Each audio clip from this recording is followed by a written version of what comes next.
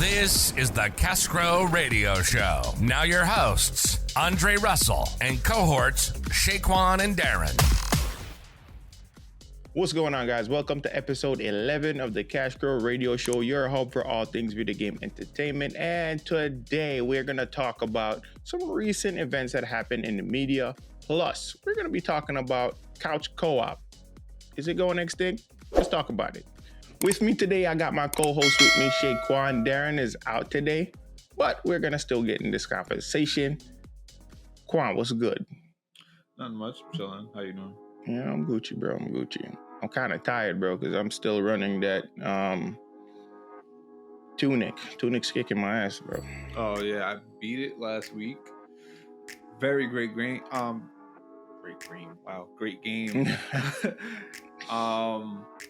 I seen that it was getting actually review bombed on Metacritic because apparently a lot of PC players were saying it's too hard or something like that. I'm like, bro, it's a game. Just get over it. It's not that. Yeah, y'all played Dark Souls and whatever, but Tunic is too hard. Across the line.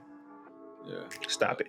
But a lot of authentic articles have just been like praising the hell out of it. So I'm happy to see that. So all right, that's good. I'm glad you're enjoying it though. Yeah, I like it, bro.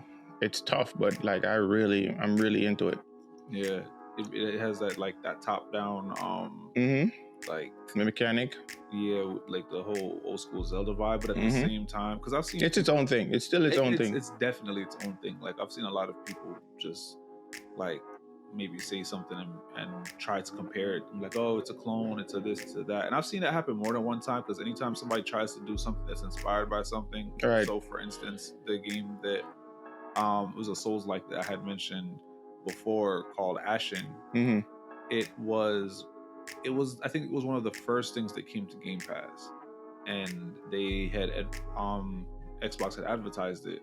I forgot what was like the big show at the time, but they advertised it, and the graphics looks like Absolver, which is the game that the devs for Sifu made before they made Sifu, right? But with a Dark Souls aesthetic, basically.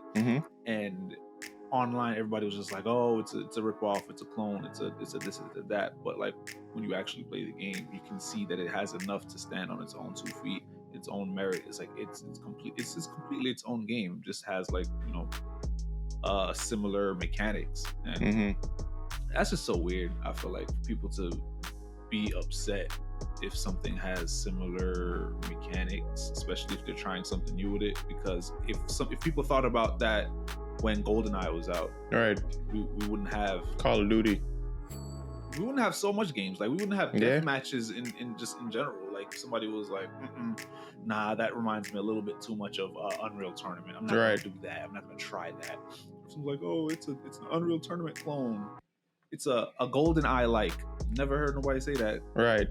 So, bro, have you ever heard this before? There's nothing new under the sun. Yeah, definitely. And people need to take that quote and not to like act as if people aren't trying to like capitalize on trends and stuff like of that nature, but I don't feel it's fair to devs to just completely sweep what they've done under the rug. Right. Especially since Tunic, remember, Tunic is made by one person. Keep that in mind as you're playing that. It's one dev. It's not a team of people. It's not like no one for him to. This game has been in development for like the past 5 years, I think. So, yeah, bro. I just feel like it's very disingenuous, and I want everybody to give indie games, especially, a chance, but Tunic in particular, I think it has AAA quality.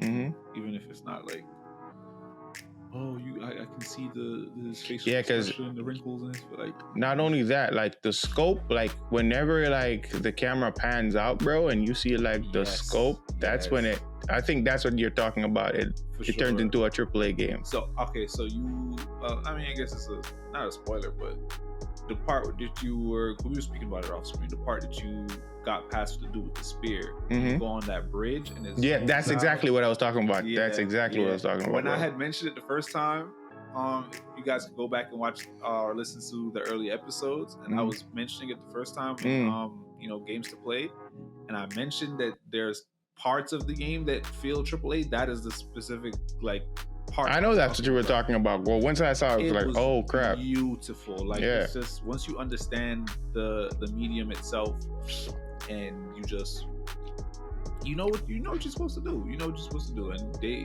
no corners were cut. And it's it's not a paid ad. Yeah, it's not even a future. It's kind of a blend of futuristic and mythical storytelling. I don't know how to say it, bro. Yeah. The setting, I will say, if you look at it and you're going into it thinking it's going to be like Zelda-esque, you're gonna be not disappointed but surprised with exactly how deep the lore goes. And you haven't even gotten to the parts that I'm thinking about yet. But trust me, setting wise, it's gonna vary a lot. It's gonna get a lot deeper. Yeah, as much as they don't have dialogue, it doesn't have it doesn't really tell you much. And that's the thing though, it doesn't have dialogue, but I'm still into the game. I'm still fully invested. And there's little cues when you speak to certain NPCs or something like that. You don't know what they're saying, but just how they react and how they act, and certain things that are happening gives you more of a story to it.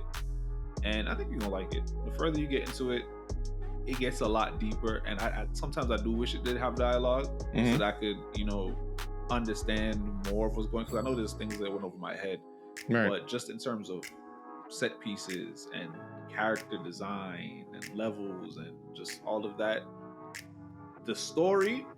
Trust me. And the story itself ties into the mechanics of the game. You'll see that later on. Right. It just uses every bit and piece of the game itself to unravel story as well. Everything is connected, and I love that. Beautiful. All right. Round of applause. You need to have a round of applause button. Yeah, I need to. I'm gonna add it into my Stream Deck. Right, we need to do that. Yeah. So let's switch the conversations to headlines. There's a lot of things that happened this past week. Right. One in particular. Let's talk about this first. The GTA Plus. What are your thoughts about that? I don't. It seemed like a meme when I saw it at first. There's no way that, because, bro, for the past couple years, people have made the joke they're milking GTA 5, but now they're if it was, they're legit milking it now. Doing it now. So, you know what's funny? You see, if they came out with, say, 6, and they did that with 6, then I'd probably see it making sense. But this isn't. Bro, GTA is almost a decade, bro. My thing is, if they had come up with this idea earlier on. That's what I'm saying. It's not a bad idea. It's not a bad idea. It's just it's too far too, it's too late. Right. It just looks like, you're trying to milk the cash cow. Which, let's face it, that is their cash cow. They don't have to make another game ever again if they don't want to. Because think about it. And I feel like they don't want to. But think about it. Do you think they're gonna make another GTA Online with 6, or are they just gonna keep adding to GTA Online? What they probably, I don't know how difficult it would be dev wise, so I'm just speaking off the top of my head, but I could foresee them doing a GTA 6 and the online is still the same GTA Online from GTA. That's what I'm saying. 5, but it's it's updated, and it's so it has maybe a new area, or you can go back and forth or something. I don't know, or they might even release it separately and have people play that rather than necessarily getting ship them separately. Yeah, I feel like they might do that. Because how I see it is the online. It's not called GTA 5 Online. It's called GTA Online. This is called GTA Online, and the thing is called GTA Plus. It's they have the brand there, so there is options for them to add more if we want. Exactly. And remember, they took all the other games off of you can't buy them online anymore.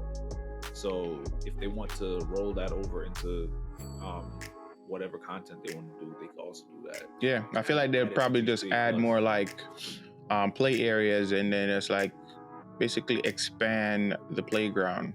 Yeah, because if you just see all of the things that game devs in general have been doing to I guess, artificially extend the lifespan of their games. Mm-hmm. Rockstar has a lot of options. So, and I feel as if they're willing to try them all out. So, Right. you know, at this point, who knows? Yeah, I just feel like this is bad timing. I just feel like if we're still playing GTA 5 for the next 2 years, because they, at the very least, they've announced that they're working on GTA 6. So if we don't see anything from that in the next year, actually even by the end of this year, like I could probably foresee like online tanking for GTA 5. Really? Yeah. I feel as if public outlook has been declining steadily, but I don't think this GTA Plus. Because honestly, when was the last time you played GTA? Well, I played it when they had like, I'm not gonna lie to you, when they were doing updates and stuff like that. You go like pop in to see what the updates were. My friends and I were, because we were looking just for games to play, and we all already owned GTA from years ago, so it's like, you know, might as well just download it and try something out. All right. We tried out the missions. The problem is that with some of the missions, so for instance, the one that they made the other day, I didn't try that out, but the Dr. Dre one? You have to already have a certain amount of, the Dr. Dre one. You have to have a certain amount of money to start the mission, because you have to buy a business place or something like that. So me alone just reading that and seeing that made me not want to. I'm not downloading the game just to do that. Right. So, which is why they're doing, which I can assume is one of the reasons, because that's the most consistent complaint, is like it costs too much money to just continuously play this game. So GTA Plus is supposed to keep giving you money, which I guess in a sense, but you're still paying though. Yeah, they're definitely paying. So it's just like, imagine Game Pass. But Game Pass gives you, instead of games, we give you virtual money. Right. But isn't that the same as just buying it? Yeah, exactly. Buying a shark card every month, basically. Yeah. So, probably it's just cheaper. That's probably it. Whatever. So, the crazy thing is, people are gonna do it. People are definitely gonna do it. Definitely. So, you know, Rockstar knows what they're doing, you know, so whatever. Yeah. Also, Witcher. There's a Witcher sequel coming out, bro. Yeah, I saw that. I know Darren is definitely happy. I'm mad hype. I'm mad hype. Yeah, I mean, Witcher's like I said, Witcher's a great series. I need to finish the Netflix one. And I'm in love with the lore. I'm in love with everything. So I'm definitely interested in another entry in the franchise. My only thing is, can we trust CD Projekt Red again? Right now? Yeah. I'm gonna be hopeful. I'm just gonna stay hopeful. I know you're based on their last, you know. So, but I'm still a little hopeful. I'm not gonna front about that.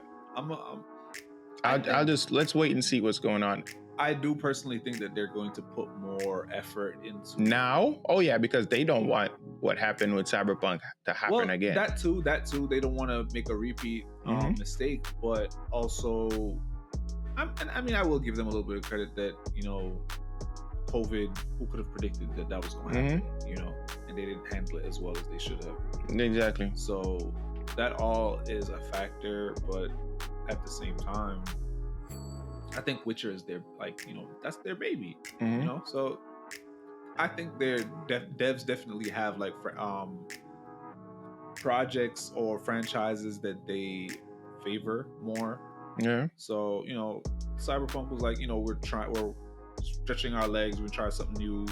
And I'm not saying they didn't love that, but, you know, I feel like they've already fleshed out this world and they know it a lot. So I feel like it has potential to be way better than Cyberpunk is. Right. So yeah, I get that. That makes sense. So, but yeah, I'm looking. You know what's funny though? So I played Witcher 3. Right. I beat Witcher 3, but I didn't do all the quests in Witcher 3. Yeah, because that was a Jamaican coming out. Sorry guys.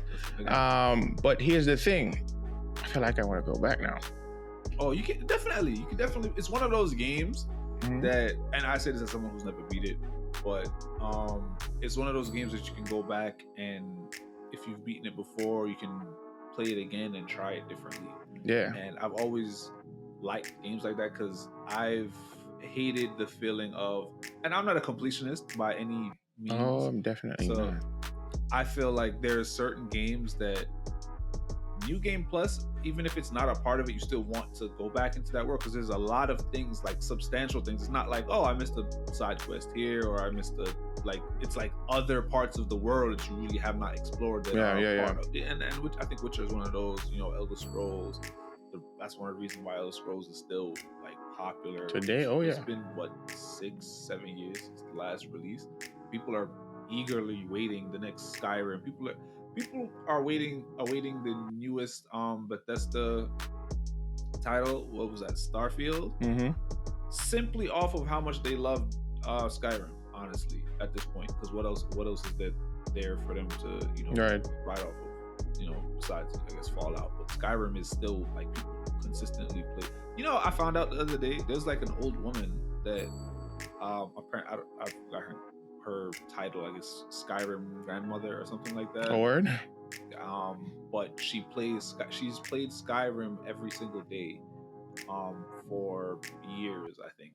Word. And the only reason I found out about her is that unfortunately she I think she had a stroke or she hit her head or something like that, and then so she forgot how to play Skyrim. So she went on Twitter and was like, hey guys, unfortunately, you know, I've had a medical emergency and I don't actually remember how to play Skyrim. Like, there's little things I forgot about Skyrim, and like the whole internet. Apparently there's like a bunch of people that was like tuning in just to see her, and it's not like she's streaming it or nothing. Like, she's literally just on her Twitter page, like posting, talking about it, bro, just posting pictures of her playing Skyrim, like just the screenshots and stuff like that.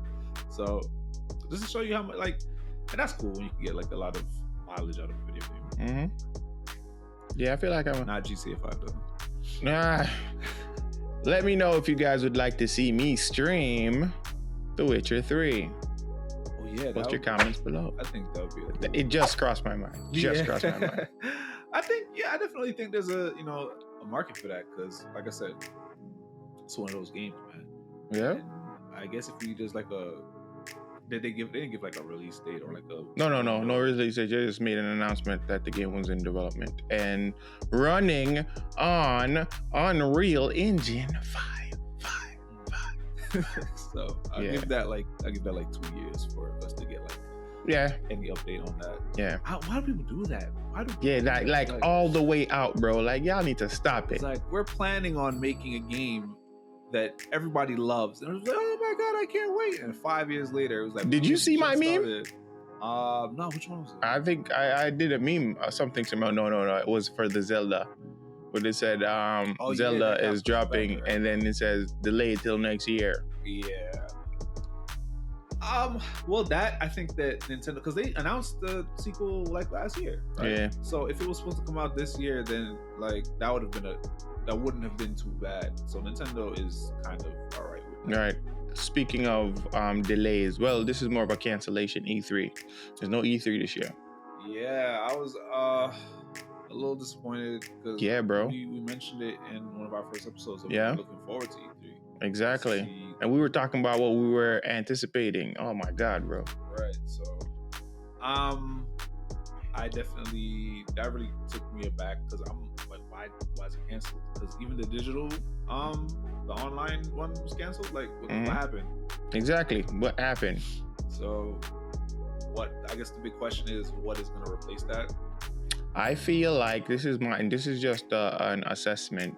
I think now PlayStation doesn't look all the way far off anymore, right? Yeah. Them having their own. It's crazy because I thought of that as soon, like, that's the first thing that I thought about, because at first it was like, oh, PlayStation's doing their own thing, and I think Darren might have said, it's like, oh, maybe they're a little, feeling themselves. They're feeling themselves a little bit, and now it's like they might be onto something. Yeah. So, but I mean, each console, they have their own platform. Yeah. So you have the Nintendo Direct. PlayStation has like State of Play. Xbox, I don't remember what it's called. Yeah, I don't remember what it's called, but they all have something. So I think they might do that in place of E3 this year. That'd be dope if they did that. To kind of still give the fans some. It's not gonna be the same because I feel like E3 is the only neutral. Right. Yeah, like a convention for everybody. Exactly, and so everyone could, like, even if it's just online, everybody's gonna tune in and say, let me see what's going on, and then so you get, not necessarily unbiased because I don't know what goes on behind the scenes, but everyone gets a fair shake and everyone gets to know what's going on. Man, I really kind of wanted to. Yeah, I was looking forward to it too because I was like, I had plans for that and everything, bro, and now that's kind of not happening. Yeah, anymore, I wasn't really even planning around it in terms of like going, but I was just thinking in my head like, man, I would like to physically go to E3, and the fact that it's not happening. Yeah, even if I'm not going or whatever, just the fact that it's not happening in person is just kind of like a reminder of like the times that we're in right now, and it's just like, yeah, it's a little disappointing because everybody's looking forward to, I guess, some form of normalcy, and so that was one of like the big beacons. I look at it like it's that and Comic-Con, right? So that not being back is like kind of it bleakens the year a little bit, right? But let's just hope that we have a lot of great game releases regardless and announcements, and right. So we can hope for it. I still hope they have something, like Xbox, PlayStation. I don't see why they can't do it online though. Yeah, because they just outright cancel it. Outright. I feel like it probably was just a lot of logistics for them. You never know. Hopefully they get back on their feet by next year, bro. Hopefully, because I feel like I want to go physically next year. That's what I want to do. I want to go there. Like I just in the back of my head, like thought of like, yo, what if this is the death of E3? Bro, I thought about it. I just didn't want to talk. I didn't want to put that in the atmosphere. Yeah, but it's like I figured we on the podcast. Like it's just right. I don't want to think about that. That's so, especially not like, because now it's like E3 is something like, yo, as a child you look at. Bro, and you're like, oh man, I want to go there, and that it would be so depressing if like it stops as I'm an adult with somewhat disposable income. Right? So, bro, but what we can do is hope and pray, and we'll pray for E3. Get well soon. Get well soon. We're looking forward to you guys next year. Yeah, for sure, man. Yeah. Man.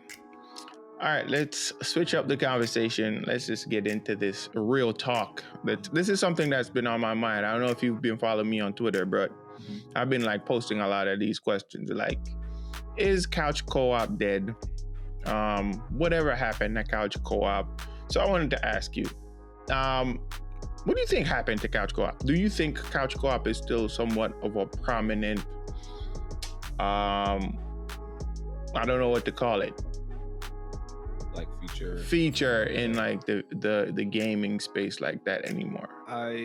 It's definitely been on the decline, and I think that has a lot to do with online. Of course. So everything is just especially with like you have multi MMOs and stuff like GTA, which is basically an MMO. Everybody having the ease of access to be just the overall convenience of saying, hey, I have a friend, right? So you would think that we could just add online play as well as couch co-op, right?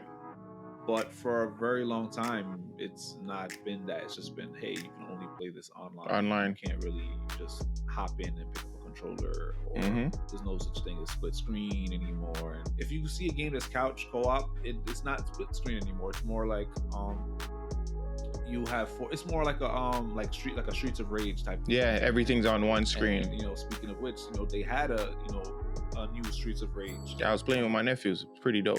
Yeah, I have it, and it has the online co-op as well.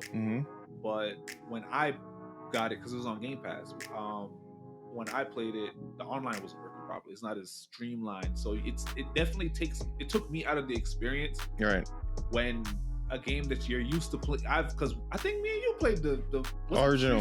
We played the original one on what, PlayStation 1? Yeah. No, wait. No. No, not Streets of Rage. It was Wow, what was that called again? We had Double Dragon. Well, that too, but that's not what I'm talking about. You know what game I'm talking about? It's on the PlayStation 1. It was around the same time that we had Siphon Filter. I feel like I know what you're talking about. I can't remember. And they were like cops. Yeah. And there was, what is that called? Crap, bro. Oh man, that's gonna bother me all day. Yeah, because I'm now kind of in that space. I'm trying to figure it out too. Yeah, there were just like some cops, and for some reason they would just beating people up. Yeah, but it's the same like concept, and the same like side scrolling as Streets of Rage, Double Dragon. That's a whole genre, and it's to the point if somebody does something like that, that's retro. That's I don't care. And put it in like a box. A box. Bro, I recently saw the new TMNT video game, bro, and I lost my shit. And a lot of people are happy for that. So hopefully that reinvigorates games like that, because and now you can play a Splinter in April. I didn't know that you could play a Splinter. Yeah, you can play a Splinter now, bro. Oh wow, I think they've had games before you, because in the fighting game. The arcade one you can play as April. Yeah, but the fighting game, that's the only time you've ever been able to use Splinter. Wow. Now it's the first time you've ever. Bro, I can't wait to play that game. I'm definitely either Raph, Leo, or Master Splinter, bro. Yeah, Raph is my character. Raph is my guy. He's a hothead. Love him. Have you ever played the Kirby games? Yeah, I played them, but I haven't I wasn't really fully in. I play, here and there. The main mechanic, or one of the main mechanics of it, is that Kirby. Everybody knows Kirby can copy someone's ability, but what it would do is if Kirby copies an ability and I say press A on my controller, Kirby will, I guess it's so weird, but Kirby will just use his power and recreate the enemy that he swallowed. And then the character would use the enemy that he swallowed. So if there's a sword master and I swallow him and I'm Sword Kirby, Kirby can create a clone of the person that he killed. Oh. And then he would lose the power, but the person would get it. And then Kirby could take whatever he wants. And some games, they would allow you to if you're the second player, you could it's like a taunt ability. Is it a taunt or a parry? And then you would take over the character that's touching you or whatever. So it would be both people could copy the character. Right. But the other ones where you can't do that, you have to communicate where it's I want to be this person, or I want to be that person. It's and it's it was a fun experience. Yeah. So, and they brought it back for I don't know that it was gone, but I don't think we've had a really mainline Kirby. I don't think the mainline Kirby games had that either. But co-op in general, there's just so many things to do with co-op. It Takes Two. Yeah. Is You know what? Let me ask you a question. What's your favorite couch co-op game? It could be recent. It could be back in the day. Favorite couch co-op? I wouldn't have an answer for that. I'd really have to think about that. Couch co-op. I can name a couple that, off the top of my head, I want to say Sword of Mana 3 because in general that's one of my favorite games, but I never got to play that with anybody because that's more of a it's an RPG where you have a party system going on and you control two people on the same screen or whatever, but it's it's not as the same as like I said Kirby, where it's points don't follow through. RPGs is different, right? But with that being said, X-Men Legends. Snap! Together. We need to find some way to get that game back so we can play it. We need to take revenge on that game, bro. Sure. real talk. So X-Men Legends got to be up there. Xbox, you just bought Raven. Please bring it back. Yeah, wow. I just forgot Raven. Can they do that? Does Marvel okay. I think they could. It's licensed, no? It's a licensed product, but who knows? Oh no, I don't know. Right. I don't know. I'm just assuming. Either way, X-Men Legends. I already mentioned Kirby Superstar. That is honestly one of the best. There's a game called wow, I might have to Google this. Oh wow, I can't remember the name of it, but it's a Super Nintendo game. I couldn't beat it. It's a 2-player game. Yeah. And you're playing as like these two superpowered individuals. It's it's a side scroller, but it's a fighting game, and you have like these. I can't remember the name right now. Wow. My favorite couch co-op would definitely Contra is definitely on that list. Yeah. Double Dragon, Battletoads. Oh, Battletoads, Double Dragon. Battletoads. So oh my god. They have the crossover between them. Of course I do. So, bro, remember who you're talking to. That's definitely Biker Mice from Mars. I watched the show. I've never played that. What? Yeah, bro. That was extreme. As a kid, anytime I got that game to play, bro, I lost my mind. That dude was just like, I know it's a TMNT clone.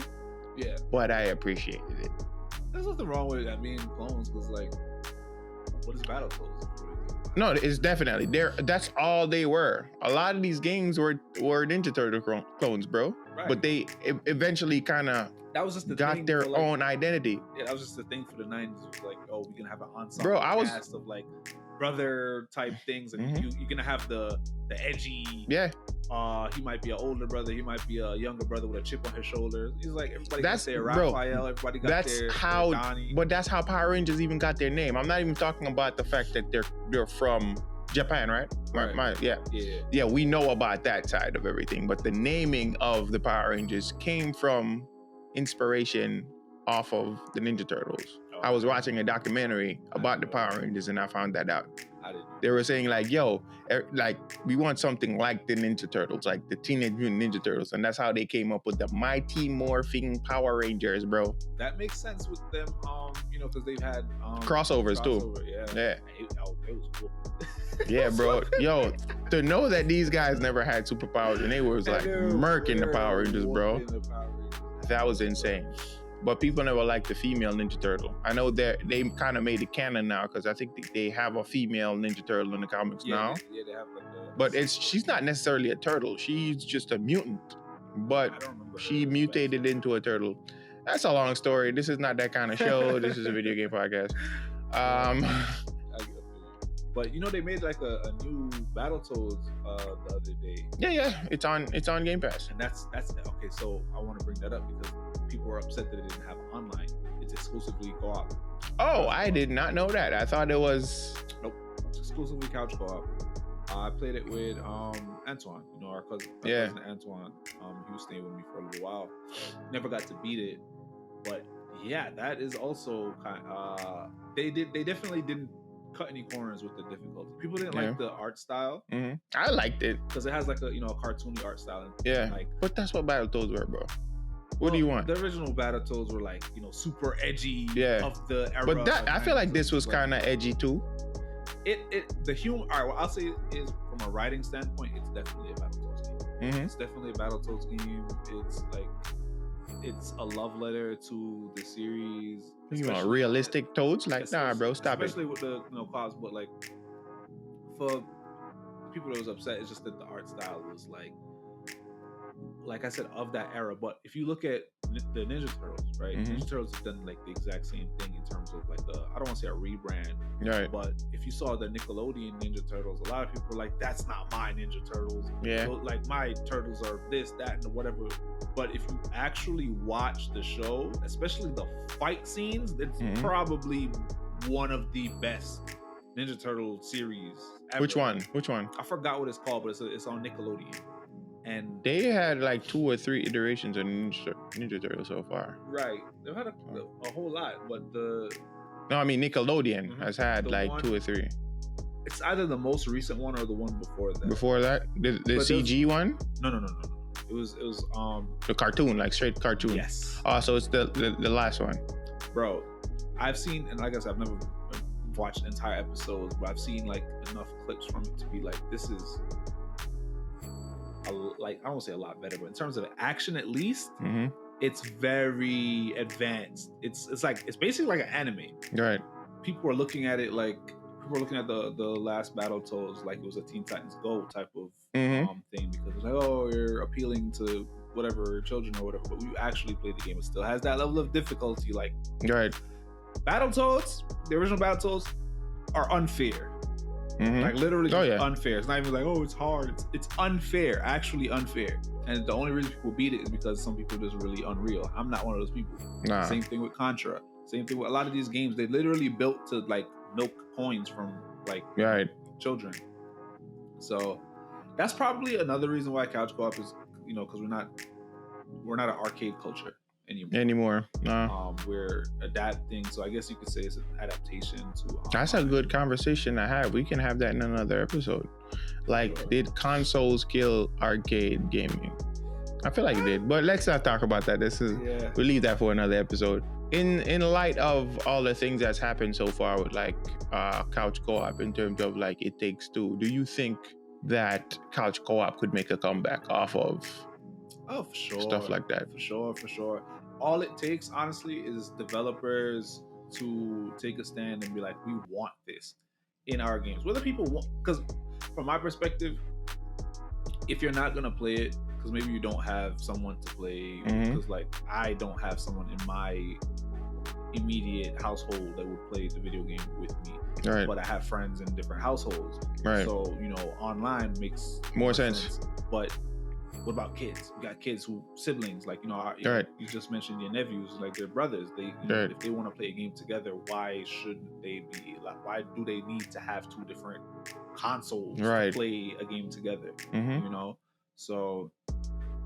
And one thing I'll say, I think Nintendo has done a great job of that. I just got a Switch the other day. I don't know if I told you, but I just got a Switch. No, I saw you post it, but you didn't say anything to me. No, you told me you were going to get it. Right. You told me you were going to. I got one for my birthday, and I feel like it's really dope that it's built in to be able to be played with other people. Right.